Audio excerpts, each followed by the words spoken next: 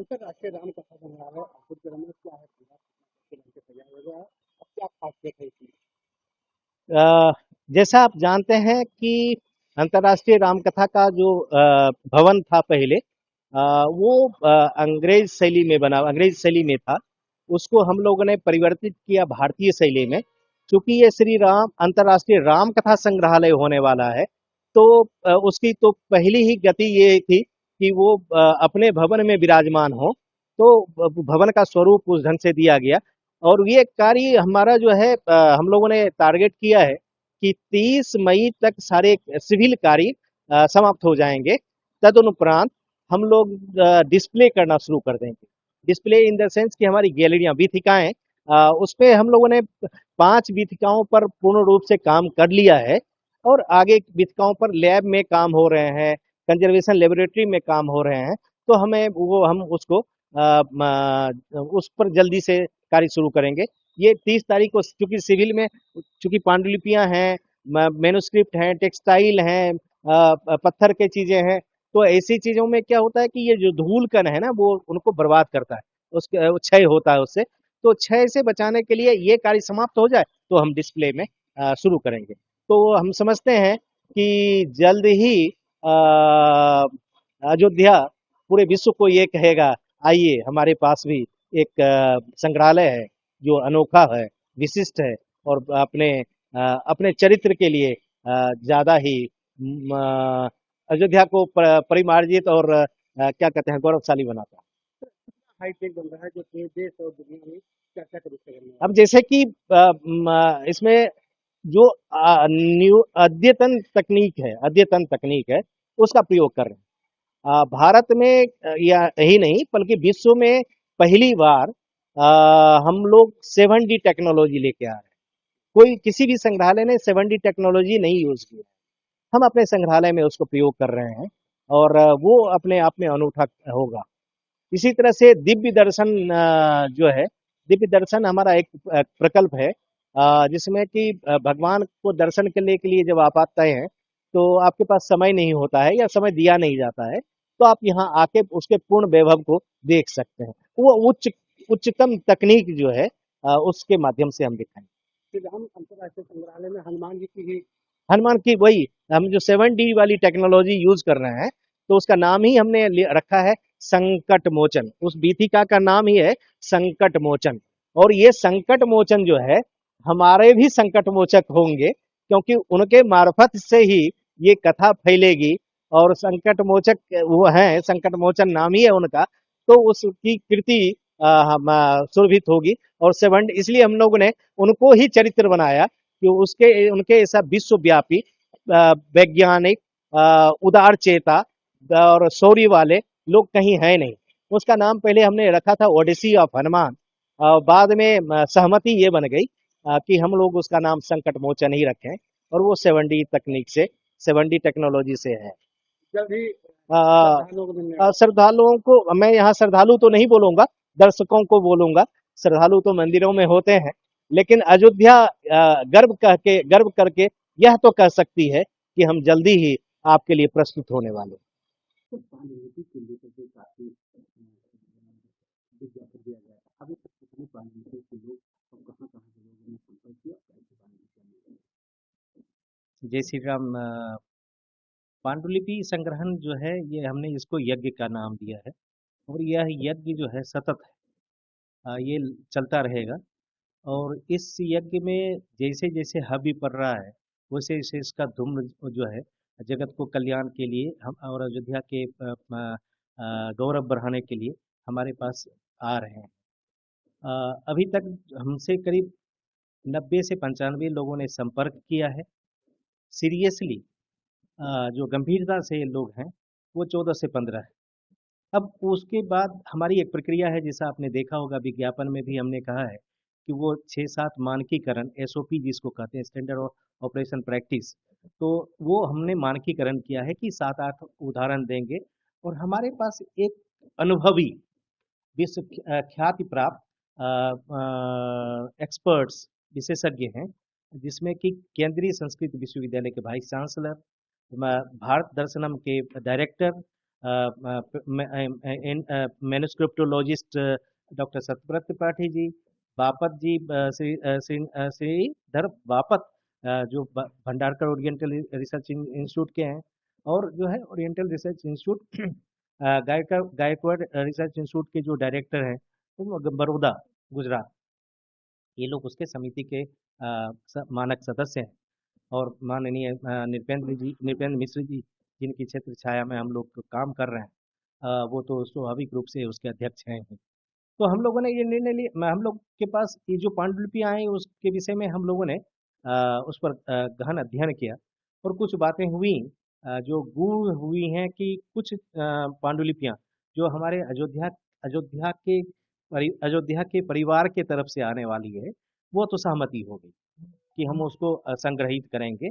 और उनके लिए, उनका नाम श्री जंगजीत सिंह जी है, मैं उनके प्रति संस्था के रूप से भी और व्यक्तिगत रूप से भी उनके प्रति आभार व्यक्त करता हूँ कि उन्होंने ये ऑफर किया हमें। और ये जब हमारे संकलन में आएगा तो अयोध्या की कृति बढ़ेगी, और अयोध्या ने लीड लिया है, तो उनके लिए उनको मैं धन्यवाद और क्या कहते हैं, कंग्रेचुलेसन, बधाई भी देना चाहता हूँ। इसके अतिरिक्त चंबल रिसर्च इंस्टीट्यूट है, चंबल आर्काइव्स है, उनके जो हैं माधवेंद्र पोरवाल जी हैं, जिनके पास 14-15 प्रकार की पांडुलिपियां हैं रामायण से संबंधित, विभिन्न क्या करें मटेरियल्स में, जैसे कि कागज पे, तार पत्र पे, ताम्र पत्र पे, इस तरह की जो मटेरियल्स हैं, ये वहाँ उनके पास संग्रहित हैं। अब उनके लिए एक सब कमेटी बना दी गई है कि हम लोग उसका जाके स्थल पर मुआयना करेंगे, और अगर वो समीचीन और उपयोगी होगा तो हम उसको भी संग्रहित कर लेंगे। उन्होंने तो ऑफर कर ही दिया है। इसी तरह से लखनऊ में एक वृद्ध हैं जिनकी पुस्तक है, तो इसमें दो बातें हुई, उभर के आई कि एक हुआ कि शोधात्मक, क्योंकि ये पांडुलिपि संग्रहण यज्ञ ही नहीं है, बल्कि ये एक रिपोजिटरी ऑफ रामायण मैन्युस्क्रिप्ट है। तो रामायण पर इस मैन्युस्क्रिप्ट पे जो हम शोध कर रहे हैं, तो उस पर हमारी क्या गति रहेगी, इस पर है।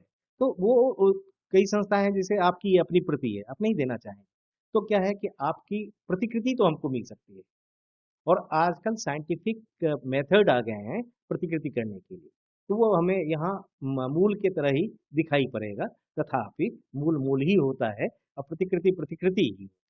ऐसे स्थिति में हम मेरा ये मानना है कि दो वर्ग में इसे आज विभाजित किया गया, एक शोधात्मक संकलन और एक शुद्ध रूप से विशुद्ध रूप से संकलन, वो पांडुलिपि जो रेयरेस्ट एमंग रेयर है, जिसको हम कहेंगे कि ये बहुत ही गूढ़ हमारे पास संकलन आने वाला है, जिसको हम प्रदर्श के रूप में यहाँ और मंदिर में भी लगाएंगे। अब है कि उसकी क्षमता, उसकी गुणवत्ता जो है, वो तो एक्सपर्ट कमेटी फिर बैठेगी, फिर उसकी माना कि उसके विषय में चर्चा और अपेक्षा करेंगी। तो इसी तरह से है, जैसे थाई ताई रामायण है, जो कि अ, असम से है, तो वहाँ जो है आप देखेंगे कि वहाँ भी उन्होंने वो विलुप्त होती प्रजाति, जिस पर आप शायद काफी स्टोरी की भी गई है, और वो एक ही प्रति। मैं अपने 40 वर्ष के अनुभव के साथ, और ये आपने हमारे जो एक्सपर्ट थे उन्होंने भी नहीं देखा, जो उस फील्ड में काम कर रहे हैं, पांडुलिपि जो पांडुलिपि मिशन चला रहे हैं, उसने भी उसको नहीं देखा था अभी तक।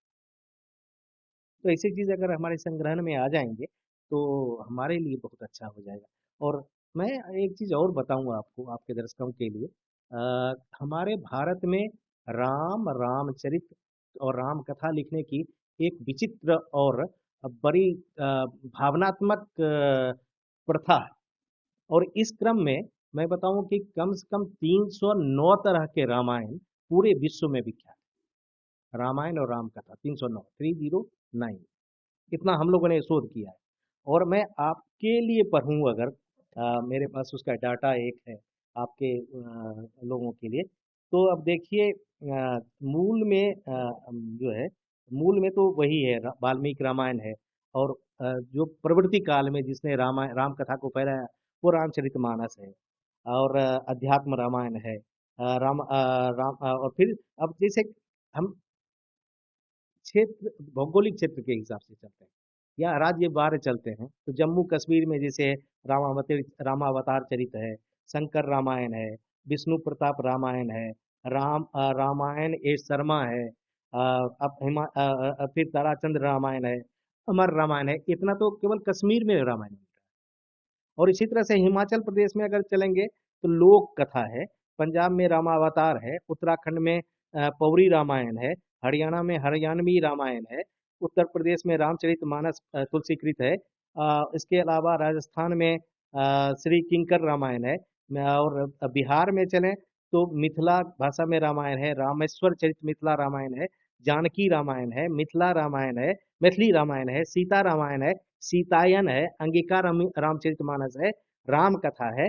इसी तरह से अगर हम पश्चिम बंगाल चलें तो कृतिवासी रामायण है, रामचरितम है, मल्लिका रामायण है, द्वारिकानाथ रामायणम है, राम पंचाली रूप है, लोकगीत शैली है, पंचाली एवं एक बंगाली काव्य रूप भी है, बाउल बाउल और वैष्णव पदावली में रामायण है, चंद्रावती रामायण है।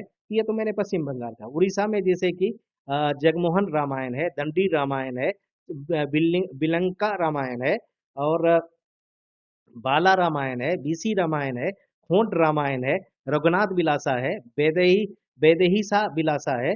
तो इस तरह से आप देखेंगे छत्तीसगढ़ में राम पद है, और एक जो छत्तीसगढ़ में रामायणी समाज है, जो कि राम पूरे देह पर गोदना गुदवाते हैं राम का।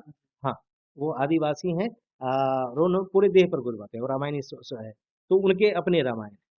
तो इसी तरह से हम जब मध्य प्रदेश जाते हैं, वहाँ चंपू रामायण है। अगर हम फिर गुजरात चले जाते हैं तो तुलसी रामायण अनुवाद है, रामायण है, गिरधरकृत रामायण है, और भावार्थ रामायण है, खोंट रामायण है, श्री राम, इस तरह से महाराष्ट्र में चले जाते हैं, भावार्थ रामायण है, और फिर अगर खोंट रामायण है, इस तरह से हर प्रदेश के अपने अपने राम कथाएं या राम कथा चलती रही। लेकिन मूल में प्रेरणा स्रोत जो है वाल्मीकि रामायण, वाल्मीकि रामायण ही मूल केंद्र में है, और इसी मूल केंद्र को लेकर हम केंद्रित हो रहे हैं। विश्व की बात नहीं कर रहे हैं, विदेशों में जो रामायण है, रामायण लिखी गई है, वो भी एक उद्भट है। इसलिए मैंने सभी को जोड़ कर आपको बोला कि हम लोगों ने एक शोध किया है, कम से कम 309 तरह की रामायण तो है ही। अब लिपियां भी अलग अलग हैं। अब बंगाल में है तो बंगाली में लिखेंगे, तमिलनाडु में है तो तमिल में लिखेंगे, कंब रामायण है तो तमिल में लिखेंगे, आंध्र प्रदेश में जो है वो तेलुगु में लिखेंगे, क्या कहते हैं, बिहार वाले हैं तो देवनागरी में लिखेंगे, शारदा में लिखेंगे, तिरुहुता में लिखेंगे। वो इसी तरह के रामायण तो हैं। तो अपने पास भंडार है। अभी है कि बस इस यज्ञ में हम सभी मिलकर इसको आगे बढ़ाएं, और ये धूम्र जनता जलता रहे, और यज्ञ में लोग हव्य डालते रहें। अभी तो कुछ लोगों ने हव्य डाला है। मैं समझता हूँ कि समस्त भारत और समस्त विश्व के लोग, आपको ये भी आनंद की बात बताऊं कि हम अमेरिका से 2-3 लोग लगातार हमारे संपर्क में हैं, जो कि इंडियन हैं, एनआरआई हैं, और वहाँ बस गए। उन्होंने भी कहा है कि विश्व में जहाँ भी होगा वो इसमें हमारी उस खोज में मदद करेंगे। और चूंकि हम लोग ये दान में ले रहे हैं, उपहार में ले रहे हैं, तो वो उस तरह से हमको देने का प्रयास करें।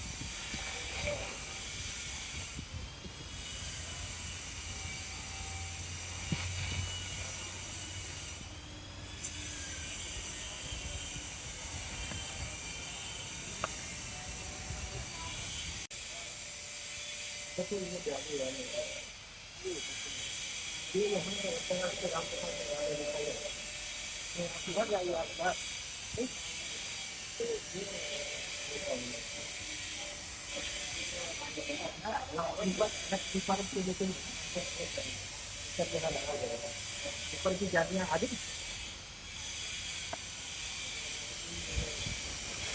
तो और ये वाला जो है ये वाला कौन मॉनिटर कर रहा है कि क्या वो रास्ते का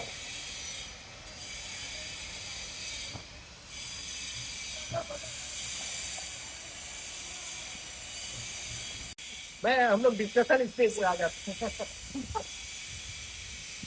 आप जब कह देंगे